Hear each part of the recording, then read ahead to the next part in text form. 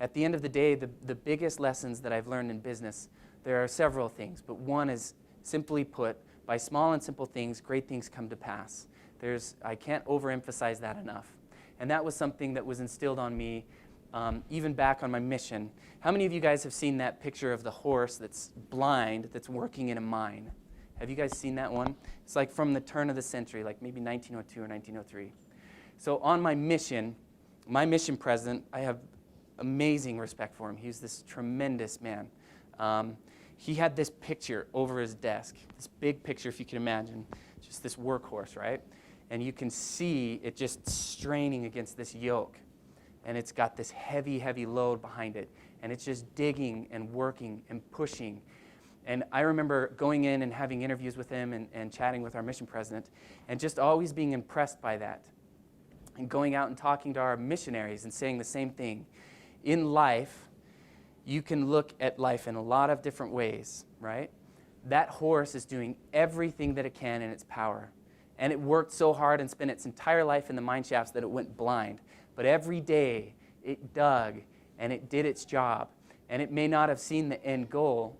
And if there's something that I can impart with you guys is enjoy where you're at right now and look at the plan that you have.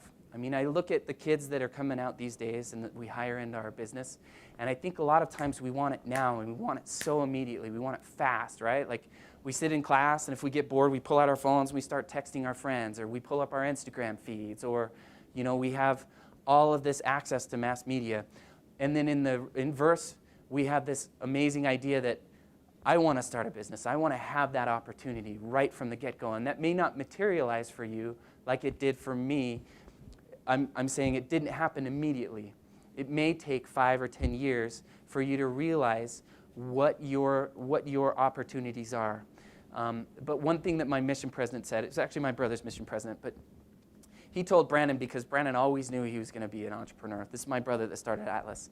He said, if you want to be a businessman, go and work in that industry for 5 years and gain that industry experience so that you know it in and out.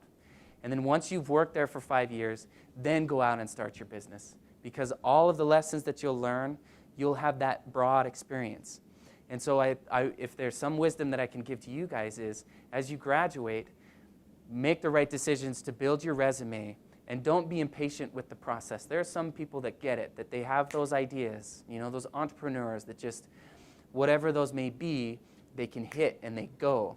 But then there are other people who approach it from a different perspective, like me, who love to rock climb and want to have fun in life. And then when you graduate, you think, okay, what are my next steps? I'm going to take a job working in this career, and it turns out I'm actually pretty good at it. And then when this opportunity closes, I get recruited by another company, and I'm still working down that same career path, and I'm growing my skill sets. And then that opportunity closes, and another door opens. And again, by those small and simple things and that sheer determination to work and pull that yoke like that workhorse, you reach those goals. And when those opportunities come along, you are absolutely positioned with the talents and the skill sets and the clarity of vision to know how to execute when they happen.